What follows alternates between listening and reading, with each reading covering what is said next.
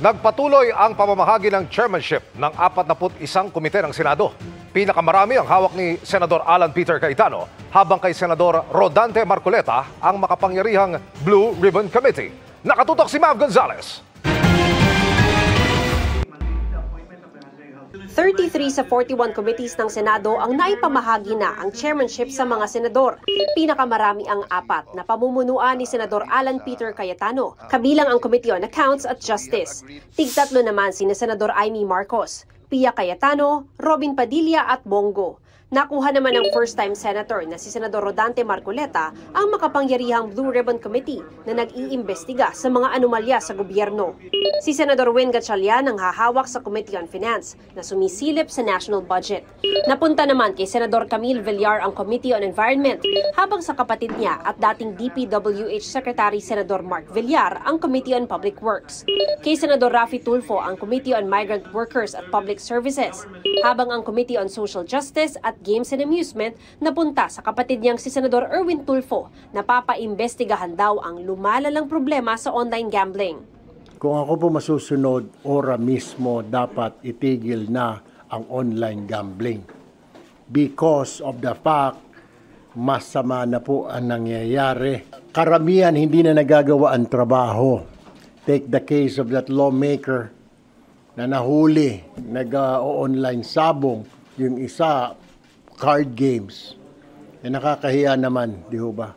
We have to stop this. This is getting serious by the day. So online gambling must, not should, must be stopped. We can only recommend to Malacanang, to the executive, our position right now kasi wala pa po tayong batas.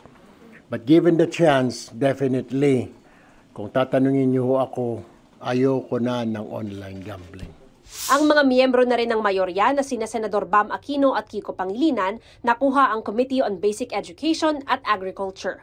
Mananatili naman kay Senador Bato de la Rosa ang Committee on Public Order and Dangerous Drugs, kay Senador Jinggoy Estrada ang Committee on National Defense. Committee on Rules si Majority Floor Leader Joel Villanueva. Tinanggap naman ni Minority Senator Ping Lacson ang Committee on Electoral Reforms. Isa-schedule daw niya agad ang pagdinig sa Anti-Political Dynasty Bill na layong ipagbawal tumakbo sa parehong syudad o probinsya ang kaanak ng isang re-electionist incumbent hanggang second degree of consanguinity o affinity. 8 na lang ang natitirang komite. Sa mayorya, si Senador Lito Lapid na lang ang walang committee chairmanship. Si Senate Minority Leader Tito Soto, otomatikong miyembro ng lahat ng komite. Para sa GMA Integrated News, Mav Gonzalez, nakatutok, 24 oras.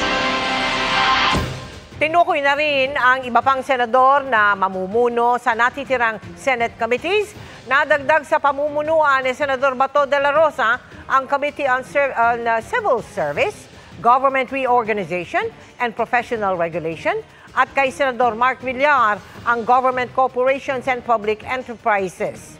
Sa minorya naman, pamumunuan ni Senador Mig Zubiri ang Economic Affairs, Culture and Arts, kay Senadora Loren Legarda at kay Senadora Risa Ontiveros ang Women, Children, Family Relations and Gender Equality.